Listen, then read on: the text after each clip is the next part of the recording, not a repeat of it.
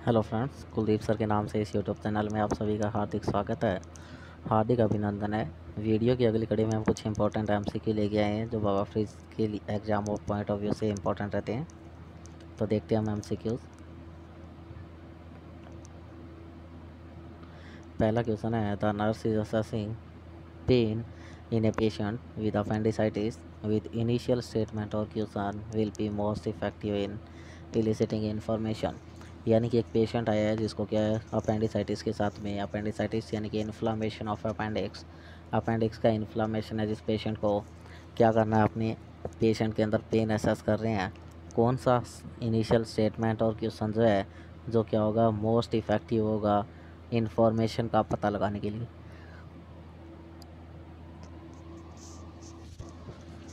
सबसे पहला है tell me how you feel, मुझे बताओ आप कैसा महसूस कर रहे हो। दूसरा है point where you are feeling pain, कौन सी जगह पे तुम पेन महसूस कर रहे हो। तीसरा है does your pain medication relieve your pain, तुम्हें तुम्हारी पेन की जो मेडिसिन है वो रिलीव देगी। And fourth one is coughing make your pain worsen does it doesn't it, यानी कि कफिंग जो है वो क्या करेगी, तुम्हारे पेन को ज़्यादा सीवियर करेगी। तो तुम्हें क्या नहीं करना है, पेन नहीं, तुम्हें जो है वो कफ नहीं करना है। तो क्या होना चाहिए, इसका आंसर क्या होगा, आंसर ए। पेशेंट को बोलना है कि तुम मुझे अपना दर्द कैसा है वो बताओ। यानी कि आपने पेशेंट को ओपन एंडेड क्वेश्चन करना है, डायरेक्ट, है ना। ओपन एंडेड क्वेश्चन जब करोगे तो पेशेंट क्या करेगा, आपको डिस्क्राइब करेगा उसकी फीलिंग क्या है, मतलब कैसा पेन उसको हो रहा है वो आपको डिस्क्राइब करके बताएगा। तो आपने पेशेंट को क्या कहना है, उसे बोलना है कि तुम मुझे क्या करो, बताओ कि तुम्हें कैसा दर्द हो रहा है ना। ये ऑप्शन है, हाँ ये ऑप्शन है जिसमें हमने कहा था tell me how you feel, तुम कैसा महसूस कर रहे हो ऐसा मुझे बताओ, है ना। Next question number 2, when performing an abdominal assessment the nurse should follow which examination sequence, place the following in proper order. यानी कि क्या किया जा रहा है, जब परफॉर्म किया जा रहा है एब्डोमिनल असेसमेंट किया जा रहा है, nurse should follow which examination sequence, nurse कौन सा एग्जामिनेशन सीक्वेंस जो फॉलो करेगी पेशेंट जो है के लिए।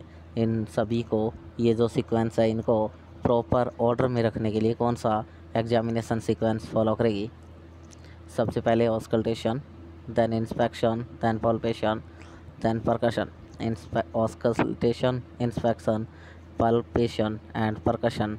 तो यहाँ पे आपको क्या करना है, पेशेंट का एब्डोमिनल एग्जामिनेशन परफॉर्म करना है। क्या करना है, पेशेंट का एब्डोमिनल एग्जामिनेशन परफॉर्म करना है। एब्डोमिनल असेसमेंट कर रहे हो तो एक तो होता है पेशेंट का फिजिकल असेसमेंट, फिजिकल असेसमेंट करने के लिए फिनोमिना जो काम में लेते हो वो आईएपीपी का मतलब सबसे पहले होता है इंस्पेक्शन, देन होता है auscultation, then percussion, then palpation. जबकि यहाँ आप क्या करोगे, जब आपने क्या करना है, एब्डोमिनल एग्जामिनेशन करना है। क्या करना है, जब आपने एब्डोमिनल एग्जामिनेशन करना है, जब आपने क्या करना है, एब्डोमिनल एग्जामिनेशन करना है, एब्डोमिनल एग्जामिनेशन। तो एब्डोमिनल एग्जामिनेशन के लिए सीक्वेंस क्या रहेगा, आई ए पी पी का मतलब यानी आई एम पर्पल, क्या I am purple, inspection, auscultation, percussion, palpation. Inspection, auscultation, percussion, palpation sequence रहेगा, है ना। Inspection, auscultation, percussion, palpation.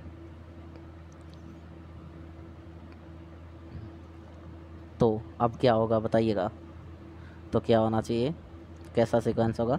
तो सबसे पहले बी इंस्पेक्शन, उसके बाद आपने क्या करना है, ऑस्कल्टेशन, उसके बाद परकशन, उसके बाद पाल्पेशन। यानी कि आंसर क्या रहेगा, आंसर जो वो क्या बनेगा, आंसर क्या बनेगा आपका BADC, क्या BADC। यानी कि करेक्ट सीक्वेंस एब्डोमिनल असेसमेंट के लिए वो क्या होगा, inspection, auscultation, percussion, palpation. Inspection, auscultation, percussion, palpation, है ना। क्यों, क्योंकि अगर आप क्या कर रहे हो, बिकॉज दिस सीक्वेंस प्रिवेंट, ये सीक्वेंस आप क्यों काम में ले रहे हो, यानी कि आपने जो है पाल्पेशन पहले नहीं क्यों नहीं किया, क्योंकि ये क्या कर देगा, अलर्टिंग द वोवल साउंड, क्या कर देगा, वोवल साउंड को अलर्ट कर देगा, हाँ जो है अल्टर कर देगा अगर आपने क्या किया, पाल्पेशन से पहले अस्कल्टेशन से पहले अगर पाल्पेशन को परफॉर्म किया। बाकी सभी असेसमेंट के लिए क्या रहता है sequence, inspection, then palpation, then percussion और इस तरीके का, और अस्कल्टेशन काम में लिया जाएगा।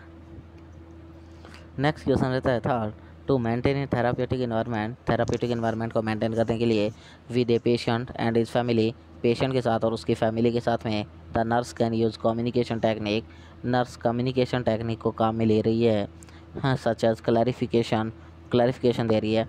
An example of clarification is, यानी कि वो क्या कर रही है, प्रमाण दे रही है किसी चीज़ के लिए। क्लैरिफिकेशन किसका एग्जाम्पल है, A how is it going, ये कैसे चल रहा है।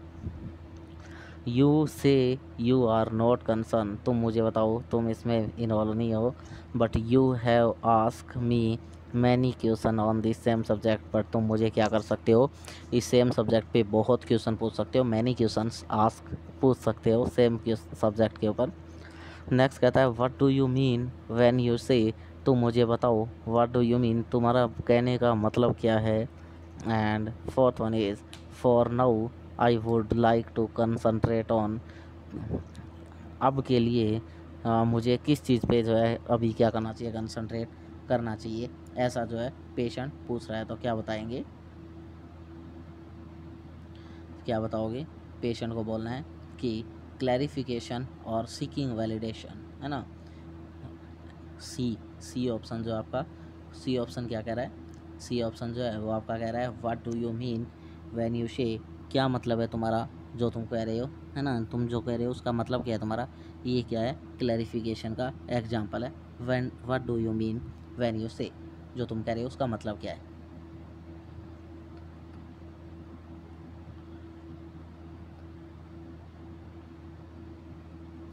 Next, in the stage of death and dying, death और डाइंग की स्टेज के अंदर defined by Elizabeth Kubler Ross के द्वारा जो डिफाइन किया गया, लॉस, ग्रीफ और intense sadness are symptom of, यानी कि लॉस होना, ग्रीफ यानी कि दुख, और इंटेंस सैडनेस अचानक से जो सैडनेस आ जाती है, किसके सिम्टम है, तो डिप्रेशन के, डिनाइल के, एंगर के, या एक्सेप्टेंस के, है ना, किसके सिम्टम्स है, क्या, जो कुबलर रॉस ने थ्योरी दी उसके अंदर loss, grief and intense sadness are symptom of depression, denial, anger, acceptance. तो किसका सिम्टम है, किसका सिम्टम है, डिप्रेशन के सिम्टम है।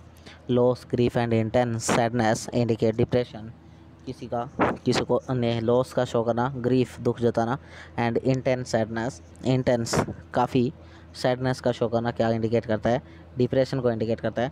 डिनाइल जो है वो क्या करता है, इंडिकेट करता है किसको, refusal to admit the truth और रियलिटी, यानी कि रियलिटी और सच्चाई को जानने से मना करता है पेशेंट, किसके अंदर, डिनाइल के अंदर। एंगर जो है वो क्या होता है, मैनिफेस्टेड बाई रेज एंड रेसेंटमेंट, है ना। और एक्सेप्टेंस जो है वो एविडेंस रहता है किसका, by A gradual peaceful withdrawal from life, है ना, यानी कि एविडेंस प्रमाण है किसका, ग्रेजुअल धीरे धीरे पीसफुल शांतिपूर्ण लाइफ से क्या करने का, विदड्रॉल करने का, कौन, आपका एक्सेप्टेंस। नेक्स्ट क्वेश्चन रहता है a patient with an arterial ulcer over the left lateral malleolus complain of pain at the ulcer site, क्या हो रखा है, एक पेशेंट है किसके साथ में, आर्टीरियल अल्सर के साथ में, ओवर द लेफ्ट लैटरल मैल्यूलस के ऊपर, और कंप्लेन कर रहा है किसकी, पेन की, एट द अल्सर साइट पे पेन की क्या कर रहा है, कंप्लेन कर रहा है।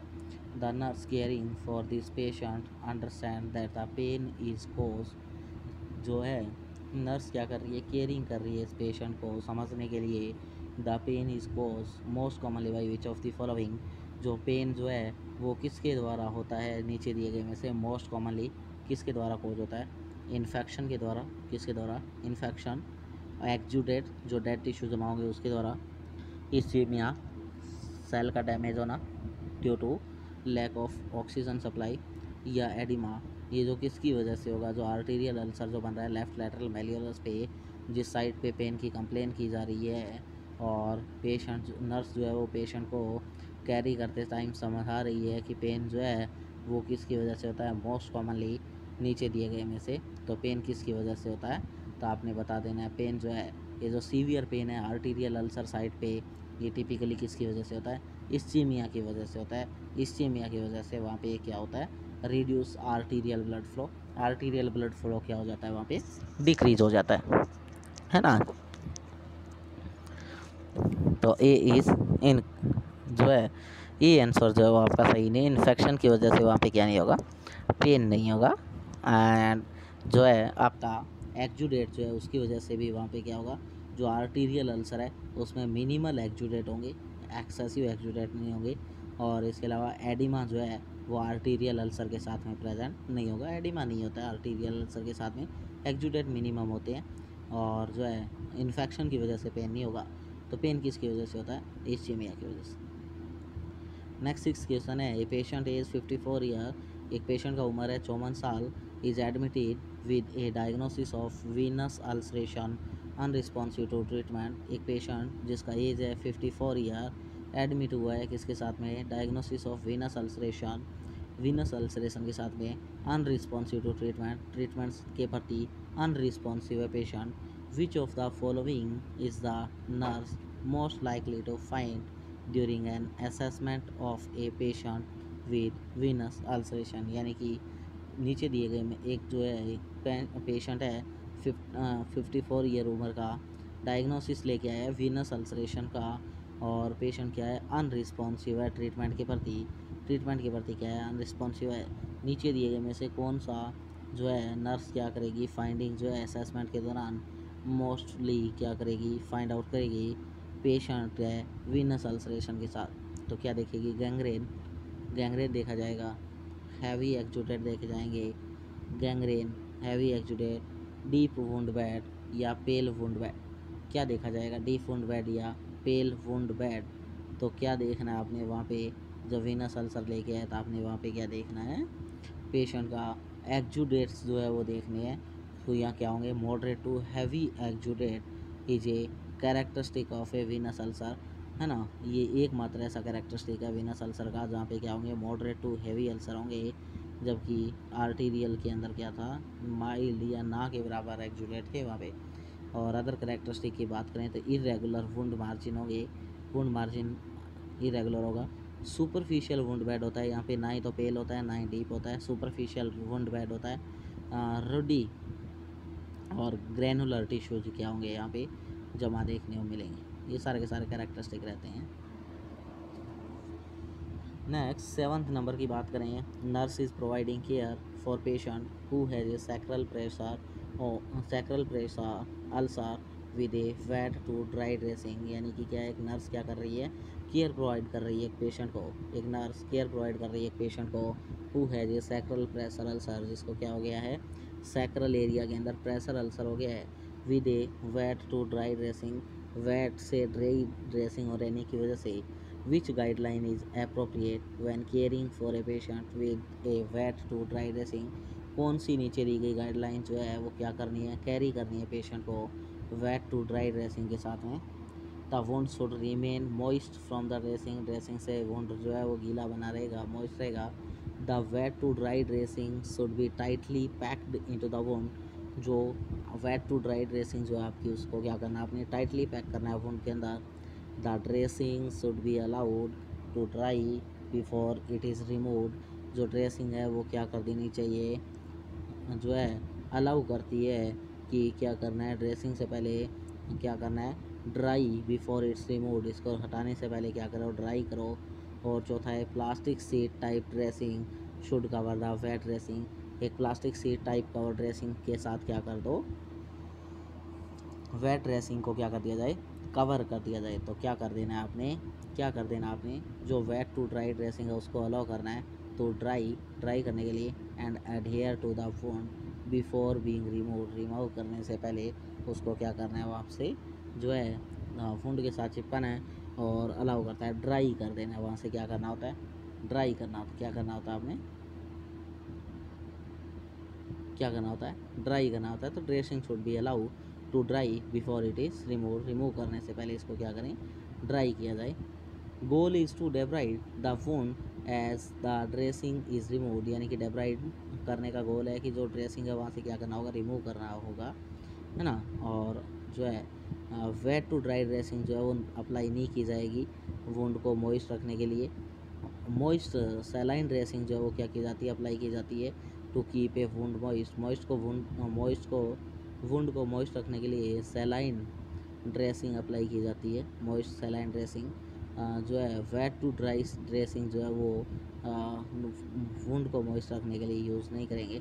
इसके अलावा इन जो है tightly packing A wound damage the tissue, अगर क्या कर दोगे आप, टाइटली पैक कर दोगे टिश्यूज़ को, तो वो क्या कर वुंड को अगर टाइटली पैक कर दोगे गोज पीस के साथ में, तो वो क्या कर देगी, डैमेज कर देगी किसको, सेल और टिश्यू को, इस्चीमिया कॉज कर देगा, क्या कर देगा, इस्चीमिया कॉज कर देगा। नेक्स्ट क्वेश्चन है 8th वन, और 8th क्वेश्चन है the nurse is assessing the laboratory value of a patient. Nurse क्या कर रही है, एसेस कर रही है किसको, लेबोरेटरी वैल्यू को पेशेंट की, with an abdominal wound healing by secondary intention. Patient का एब्डोमिनल वुंड हीलिंग जो है उसकी जो है हीलिंग के द्वारा जो सेकेंडरी इंटेंशन यानी कि जो दूसरी चीज़ें देखने को मिल रही है उसके लिए लेबोरेटरी वैल्यूज़ को क्या कर रही है, असेस कर रही है nurse. Which of the following laboratory values indicate that the patient is receiving adequate nutrition. नीचे दिए गए में से कौन सा जो लेबोरेटरी वैल्यू इंडिकेट करता है कि पेशेंट को क्या करना है, एडिक्वेट न्यूट्रिशन लेने का ज़रूरत है। सीरम एल्ब्यूमिन लेवल 2.5 ग्राम पर DL, pre albumin level 18 mg पर DL, transferrin level of 244 mg पर DL, और टोटल लिम्फोसाइट काउंट 1900 सेल पर mm3। Total lymphocyte count TLC जो होता है वो क्या इतना है, 1900 सेल पर mm3। तो ये बाकी सारी चीज़ें लगभग क्या है, नॉर्मल है। वो WBC क्या हो रहा है, थोड़ा सा बड़ा हुआ यहाँ पे देखने को मिल रहा है। टोटल लिम्फोसाइट काउंट जो है वो क्या है, greater than 1800 indicate adequate nutrition, है ना। 1800 से ज़्यादा अगर क्या आ रही है, काउंट्स आ रहे हैं टोटल लिम्फोसाइट के, इंडिकेट करता है पेशेंट को क्या है, एडिक्वेट न्यूट्रिशन की ज़रूरत है। Next, the nurse is teaching A group of patient care attendant about infection control measure, यानी कि नर्स क्या कर रही है, टीच कर रही है किसको, ग्रुप ऑफ पेशेंट को किसके लिए, केयर अटेंडेंट अबाउट इन्फेक्शन के बारे में। केयर अटेंडेंट्स को क्या कर रही है, केयर अटेंडेंट्स को क्या कर रही है, पेशेंट के जो है वो टीचिंग कर रही है अबाउट इन्फेक्शन कंट्रोल मेजर्स के बारे में। The nurse tell the group that the first line of intervention for preventing the spread of infection is, यानी कि जो नर्स क्या कर रही है, टेल द ग्रुप को बता रही है दैट कि the first line of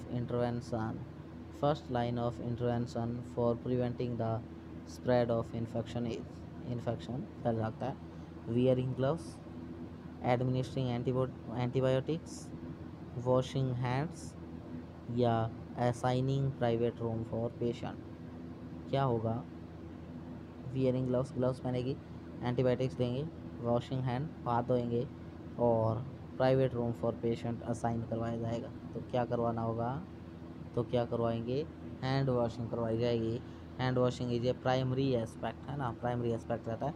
hand washing is the first line, hand washing जो है वो फर्स्ट लाइन इंटरवेंशन रहता है किसके लिए, इन्फेक्शन को स्प्रेड होने से रोकने के लिए हैंड वॉशिंग। इसके अलावा जो है एंटीबायोटिक्स जो है वो क्या होगी, इनिशिएट करना व्हेन ऑर्गेनिज्म इज आइडेंटिफाइड, जब ऑर्गेनिज्म जो है माइक्रो ऑर्गेनिज्म वगैरह आइडेंटिफाई हो जाएगा किसके साथ इन्फेक्शन है, तभी एंटीबायोटिक शुरू करने का बेनिफिट अच्छा होगा। इसके अलावा ग्लव्स पहनना एंड असाइनिंग प्राइवेट रूम लेना, ये दोनों ही क्या करते हैं, डिक्रीज़ करते हैं स्प्रेड ऑफ इन्फेक्शन को, but implement according standard precaution, यानी कि जैसे उनको इंडिकेट हो उसके हिसाब से, स्टैंडर्ड प्रिकॉशन के हिसाब से उन चीज़ों को क्या किया जाता है, काम में लिया जाता है। नेक्स्ट 10th क्वेश्चन रहता है, the nurse is caring for a patient who was given pain medication before leaving the recovery room. क्या है कि नर्स जो है वो कैरी कर रही है पेशेंट को, जिसने क्या किया है, पेन का मेडिसिन लिया है अभी। Before leaving the recovery room को छोड़ने से पहले, upon returning to his room, उसके रूम में लौटने पर, the patient states that he still experiencing pain, वो कह रहा है कि मुझे अभी भी थोड़ा पेन बाकी है, and request more pain medication, मुझे और पेन मेडिकेशन दे दो। Of which of the following action, नीचे दिए गए में से कौन सा action, which is the first of the nurse do take, कौन सा एक्शन जो है वो नर्स सबसे पहले लेगी। Tell the patient that he must wait for 4 hours for more pain medication, यानी कि उसको क्या करना होगा, 4 घंटे और इंतज़ार करना होगा और पेन मेडिकेशन लेने के लिए। Give half of the order as needed dose, क्या करना है उसने, उसको हाफ डोज जो है वो क्या होगा, दे दिया जाएगा, नीडेड डोज उसका ज़रूरत के हिसाब से। डॉक्यूमेंट्स द क्लाइंट का पेन या पेशेंट का जो पेन है उसको क्या कर देना है, आपने डॉक्यूमेंट कर देना है। या notify the practitioner that the patient is still experiencing pain, या क्या कर देना है, नोटिफाई कर देना है प्रैक्टिशनर को कि पेशेंट जो है उसको क्या हो रहा है, अभी भी पेन हो रहा है, पेशेंट को क्या हो रहा है, अभी भी पेन हो रहा है। तो क्या करोगे, नोटिफाई कर दोगे प्रैक्टिशनर को कि पेशेंट को क्या हो रहा है, अभी भी पेन हो रहा है। Practitioner should be notified that the patient is still experiencing pain so that new medication order can be establish, नई मेडिसिन दी जा सकती है।